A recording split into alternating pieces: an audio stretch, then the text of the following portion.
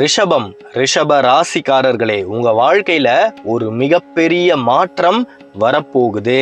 ஆனா அது ஒரு பெரிய சம்பவமா வராது. உங்களுடைய ஒரு சின்ன முடிவு, நீங்க எடுக்கிற அந்த ஒரு சின்ன முடிவு வாழ்க்கையையே புரட்டி போட போகுது. ராகு கேது பெயர்ச்சி மிகப்பெரிய அளவுல உங்களுடைய வாழ்க்கையில பல விஷயங்களை கொண்டு வர போகுது. உடனே இந்த காணொளி நட்சத்திர பெயர்ச்சிகளை பற்றியது அப்படின்னு நீங்க ஒரு முடிவுக்கு வராதீங்க. உங்களுடைய பணநிலை முழுவதுமாக மாறப்போகுது. கவனமா கேளுங்க. அடுத்த 45 நாட்களில் நீங்க எதிர்பார்த்துக்கிட்டு இருக்கக்கூடிய அந்த வாய்ப்பு உங்களுக்கு நிச்சயமாக வரும். இந்த காலகட்டத்துல உங்களுக்கு சில சூழ்நிலைகள் ஏற்படும். அதாவது நீங்க எதிர்பார்க்காத இடத்துல இருந்து பணம் உங்களுக்கு வரக்கூடிய நிலைமைகள் ஏற்படும். புதிய வேலை வாய்ப்பு உங்களுக்கு நிச்சயமாக வரும். ரிஷபம் வேலையை விட்டுட்டு இன்னொரு வேலையை அடையக்கூடிய கால நேரம் தான் இது. நீங்க என்னதான் சம்பாதிச்சாலுமே பணம் பத்தலன்னு நினைச்சுக்கிட்டு இருந்தீங்க இல்லையா, அந்த பணத்தை ரிஷபத்துக்கு பிரபஞ்சம் இன்னொரு வழியில் தரப்போகுது. ஒரு சைடு இன்கம் உங்களுக்கு அதிகமாக போகுது. அந்த இன்னொரு வழியில பணத்தை சம்பாதிக்கலாம் அப்படின்னு நீங்க யோசிக்கும் பொழுது இதுல ஏதாவது நமக்கு ஆபத்து நேர்ந்துடுமா அப்படின்ற சந்தேகம் நிச்சயமாக உங்களுக்குள் வரும். இது சரியா இல்ல தப்பா, நான் சரியான முடிவை தான் எடுத்திருக்கேனா அப்படின்னு உங்களை நீங்களே கேள்வி கேட்பீங்க.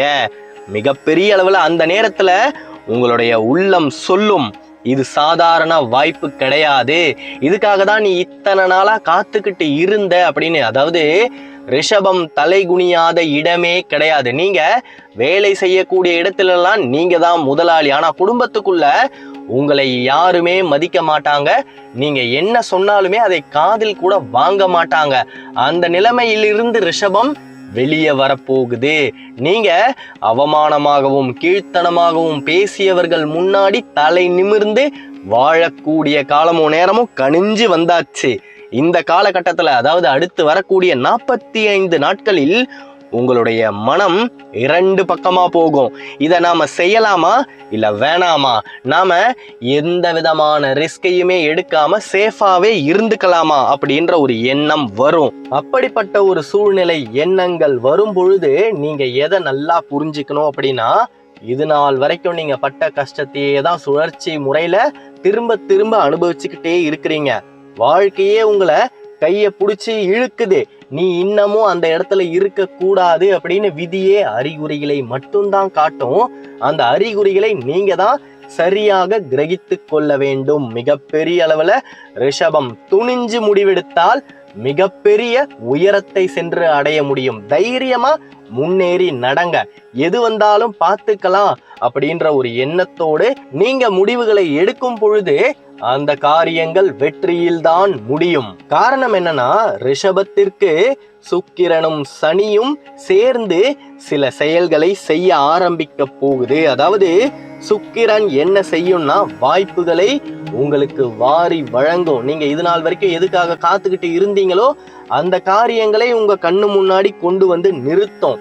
அந்த தருணத்துல சனீஸ்வரன், இருள் கிரகமான சனி என்ன செய்யும்னா, உங்களை சோதிக்கும். நீங்க பேராசை பின்னாடி போறீங்களா இல்ல நிதானமான வெற்றியை பின்தொடர்ந்து போறீங்களா அப்படின்னு. அதாவது சுருக்கமா சொல்லணும் அப்படின்னா, ரிஷபத்திற்கு பல நாள் கனவு சொத்து வாங்கணும் அப்படின்னு, நமக்கென்று ஒரு கால் நிலமாவது வாங்கணும் அப்படின்ற ஒரு எண்ணம் உங்களுக்குள்ள இருந்துகிட்டே இருக்கு. இந்த 2026ல நீங்க நிலத்திற்கு சொந்தமாக கூடிய சூழ்நிலைகள் ஏற்படும். அப்படி ஏற்படும் பொழுது மிகப்பெரிய அளவுல நிலத்தை நீங்க வாங்கக்கூடிய சூழ்நிலைகளும் வரும். அதாவது நீங்க ஆசைப்பட்டதை விட அதிகமான நிலம் உங்களின் கண் முன்னே வந்து நிற்கும். நீங்க அந்த தருணத்துல நிதானமா நிறுத்தி முடிவெடுக்கணும். 1க்கு 100 முறை பல விஷயங்களை அலசி ஆராயணும். ஆழம் தெரியாமல் தயவு செய்து காலை விடாதீங்க. விதி எப்பயுமே உங்களுக்கு தேவையான பதிலை நேரடியாக தராது. இதை செய்யலாமா வேணாமா அப்படின்னு நீங்க யோசிக்கும் பொழுது டைரக்டா ஒரு ஆன்சர் உங்களுக்கு கிடைக்கவே கிடைக்காது. குழப்பங்கள் ஏற்படும், தாமதங்கள் அந்த இடத்துல உருவாகும். அந்த நேரத்துல நமக்கு என்ன தேவை அப்படின்ற முடிவை நீங்க தான் எடுக்கணும்.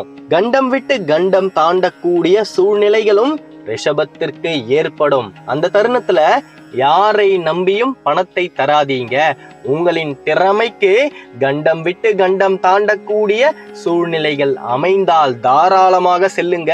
இந்த 60 நாட்களில், அதாவது ஏப்ரல் மே மாதங்களில் யாரை நம்பியும் எந்த விதமான அதிகமான தொகையையும் நீங்க அவர்களிடம் ஒப்படைக்காதீங்க.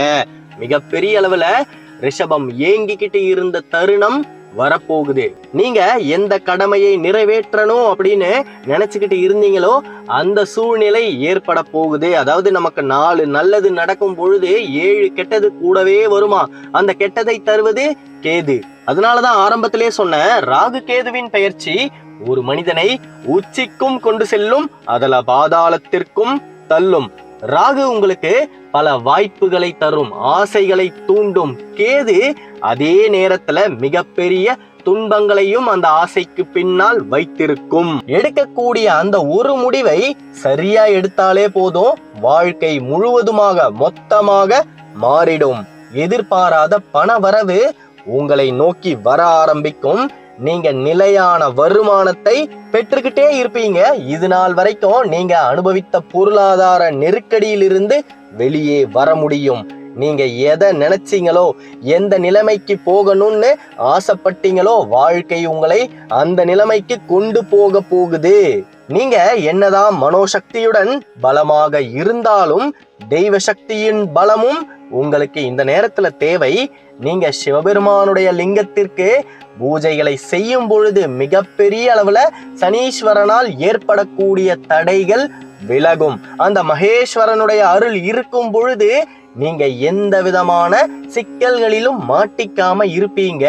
ஏன்னா அடுத்து வரக்கூடிய 2 மாதங்கள் உங்க கண்ணு முன்னாடி நல்லதும் இருக்கும், கெட்டதும் இருக்கும். ஆனா எது நல்லது எது கெட்டது அப்படின்னு உங்களால முடிவே எடுக்க முடியாத ஒரு நிலைமையும் வரும். காரணம் என்னன்னா, நீங்க வாழ்க்கையில எப்படியாவது முன்னேறிடணும் அப்படின்ற ஒரு எண்ணத்தோட அனுக்ஷணமும் யோசிச்சுக்கிட்டே இருக்கிறீங்க. முதலில் ஆழமாக சிந்திப்பதை நிறுத்துங்க.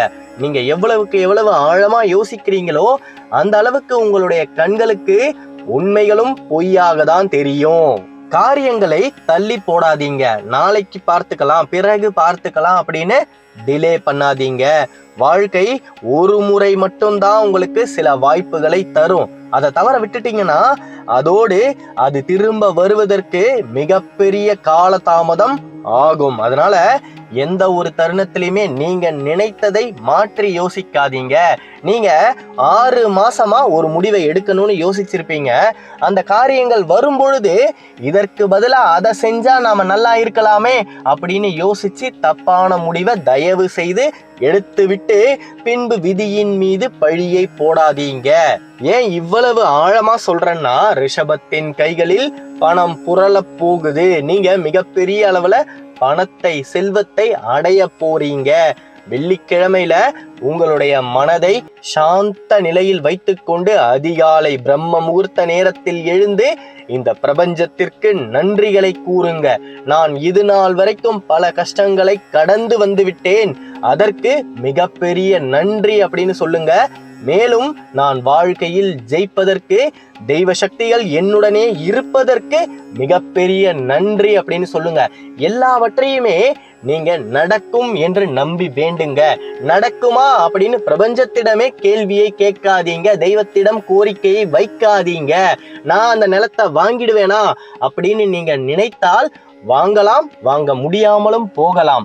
நான் அந்த நிலத்தை வாங்கியே தீர்வேன், நான் அந்த வேலையை அடைந்தே தீர்வேன், நான் மிகப்பெரிய லட்சாதிபதியாக மாறியே தீர்வேன் அப்படின்னு மிகப்பெரிய ஒரு தீர்மானத்துடன் நீங்க முடிவை எடுத்தால் அந்த எண்ணங்கள் பிரபஞ்சத்தினுள் ஊடுருவி உங்களுக்கே அந்த எண்ணங்கள் எதிரொலியாய் திரும்பி வரும். மிகப்பெரிய அளவுல ரிஷபம் குடிசையை விட்டு கோபுரத்தை நோக்கி நகர்ந்தே தீரும். அதுல எந்த விதமான மாற்று கருத்துமே கிடையாது.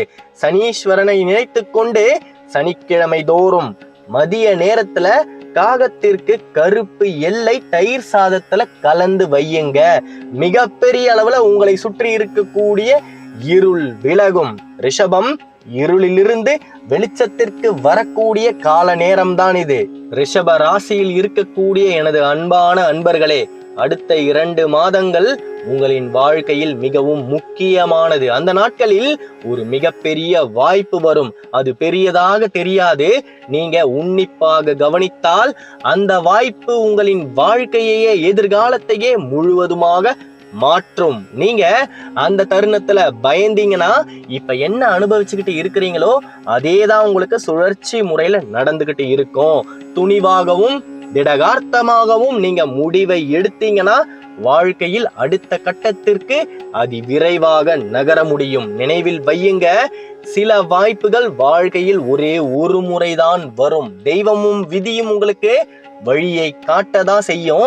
அதுல நடக்கணுமா வேணாமா அப்படின்ற முடிவை உங்க நெஞ்சுக்குள்ள இருக்கக்கூடிய பயத்தை அகற்றி வச்சுட்டு நீங்க தான் எடுக்கணும். நிதானத்துடனும் தெளிவான சிந்தனையுடனும் துணிந்து முன்னேறுங்கள்.